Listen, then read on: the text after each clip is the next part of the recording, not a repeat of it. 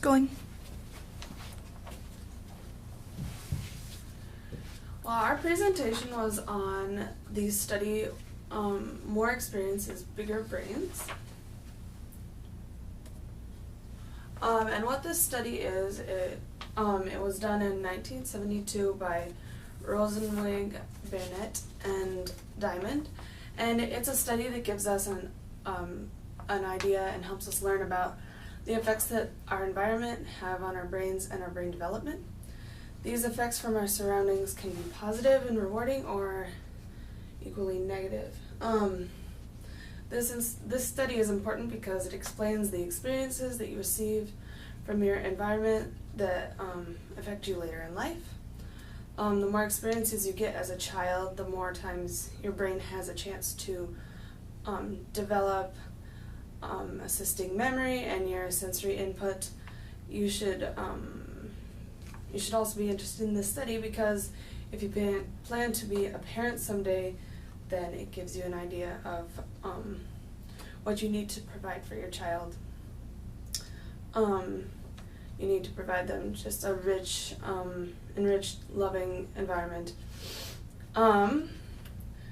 The connection to the context today we are talking about brain development, and this study focuses on physical brain developments that are only influenced by the environment, including things and people that surround us in our daily lives. Something that you will be learning in this presentation today is that this study,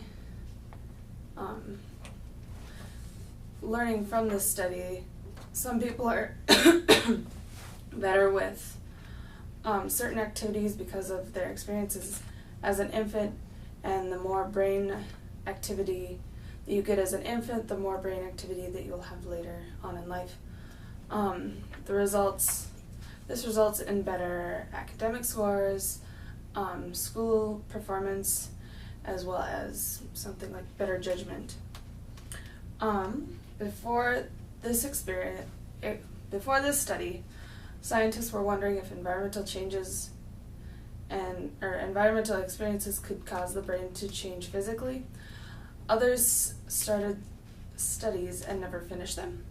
However, in the 1960s, new technology was introduced to measure brain changes with high magnification, and this was just what Rosenwig, Bennett, and Diamond needed to start their study on brain development.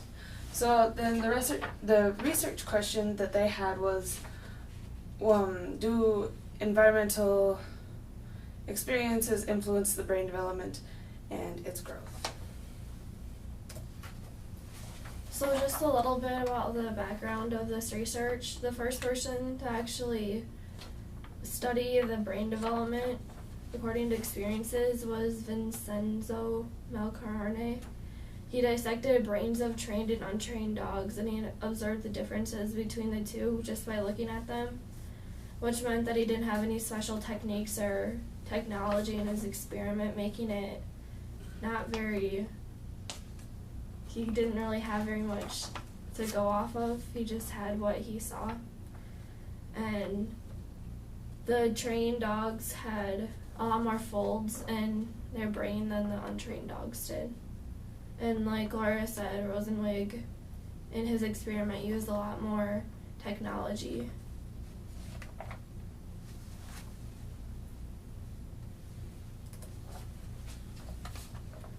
Okay, so in this experiment, Rosenwig, Diamond, and Bennett used 12 sets of 3 male rats that were all from the same litter, and then they were randomly selected into 3 different cages from infancy, and this whole study was done over a 10-year span.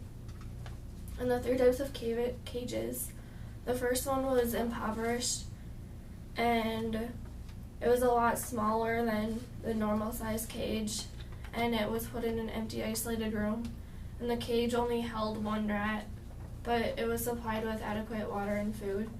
And then the second one was the standard cage, which was just a normal size cage, and it held a lot of rats in it, but it didn't have any toys or anything, and they were also supplied with adequate food and water.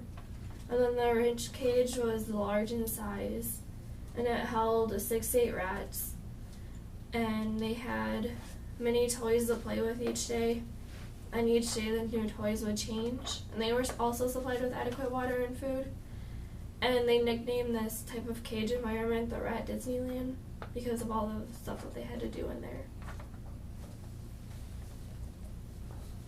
And then these are just examples of the cages. This is an impoverished cage because there's only one rat and it's smaller.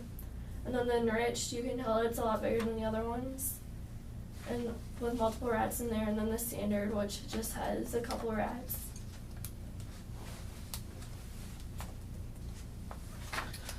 So what they did for this, Excuse me.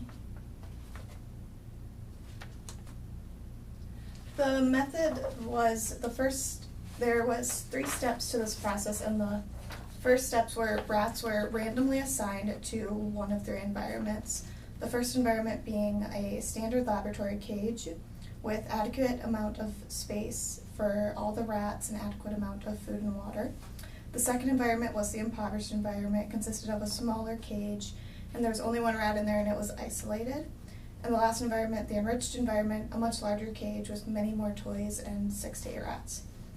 Next, the rats lived in their assigned environments for 4 to 10 weeks, and then after their designated amount of time, the rats were taken out of the environment, and then the brains of the rats were examined by being measured, weighed, and analyzed to determine the amount of brain cell growth and the neurotransmitter activity in their brain.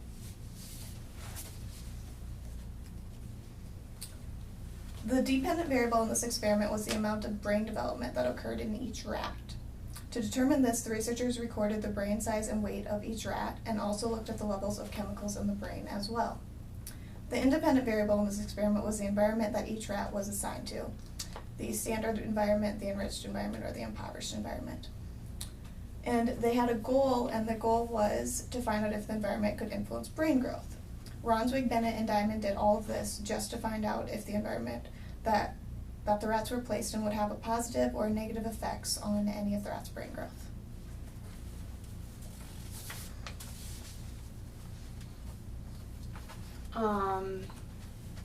Well, the results, what they had thought what they would find was that that the brains would have changed through their environments, and they found just that. They found that the extra stimulus of the bigger cage and the toys influenced their brain growth and development. So the results of this are showed in this bar graph, and rows 2 through 16 were significant in this study, and each one, it shows the percent difference between the impoverished and enriched cages, like the brain size.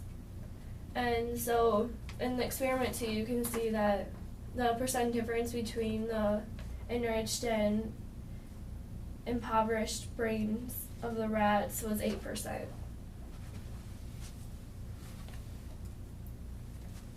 In summary, rats were placed into one of 3 environments: a normal laboratory cage, an enriched environment, and an impoverished environment. The rats lived in their assigned environments for 4 to 10 weeks. After the given amount of time, the rats' brains were examined and then compared to each other's. But why is this important, you ask? Well, because before this study, people just assumed that a good environment and positive experiences were good for children. But they had no proof of this. After the study was completed, it proved that the hypothesis was accurate and that increased brain growth and brain activity is positively correlated with enriched environment and positive experiences. So there's a couple criticisms to this study, and the first one was stress, and people thought that the amount of stress that each rat received was different. They were asking if the rats in the impoverished cages had the same amount of stress as the rats in the enriched cages. And then handling was also another one. They were wondering if all the rats received the same amount of human contact, because the rats that were in the enriched cages were handled more frequently than the rats that were in the impoverished cages. And then they thought maybe lab rats versus the wild rats had something to do with it. And so then they reran the study to see if the outcomes would be different, but they ended up being the exact same. And then a lot of scientists then think that the brain development of a rat could be compared to that of a human. And they thought it was beneficial to the development of this topic, but they didn't think that it could be compared. Okay. So our other article that we researched was called Are All Risks Equal? Early Experiences of Poverty-Related Risk and Children's Functioning. So Roy and Robert did this study that was published in 2014, researching on how poverty and poverty-related risks affected children. And in this study, students coming from low-income families are evaluated on academic performance, behavioral problems, and self-regulatory skills. Their families are placed in one of these categories for poverty risks. They were either single parents, residing in crowded living spaces. Their caregiver had depression, or just multiple life stressors. And then, depending on if they were in deep poverty or not as much, that was also a category. The same children were studied from preschool up until 3rd grade. The academic scores were based on children's grade at the end of the 3rd grade school year. Their behavioral scores were determined by their caretaker, and the self-regulatory skills were reported on by the teacher, with the skills in cognitive and behavioral. It was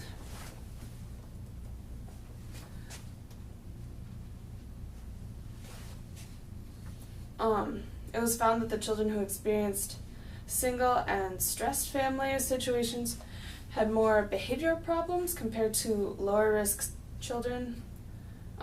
Children who were very deeply in poverty and in a crowded family situation had much more poor academic performance. And then children who had higher risks, a higher level of risk in preschool, had a worse school performance compared to children with low levels of risk. So we chose this study because it confirms our first study, and it tells us that a negative environment such as poverty can have negative impacts, including poor academic schools and behavioral problems as they get older. This agrees with the previous study because more experience, bigger brains explains that without brain stimulus, especially when you're really young, the brain doesn't develop as well, and it could, it doesn't develop as well as it could. And it reinforces slower connections. When children are raised in situations without many resources, they don't get as much brain stimulus.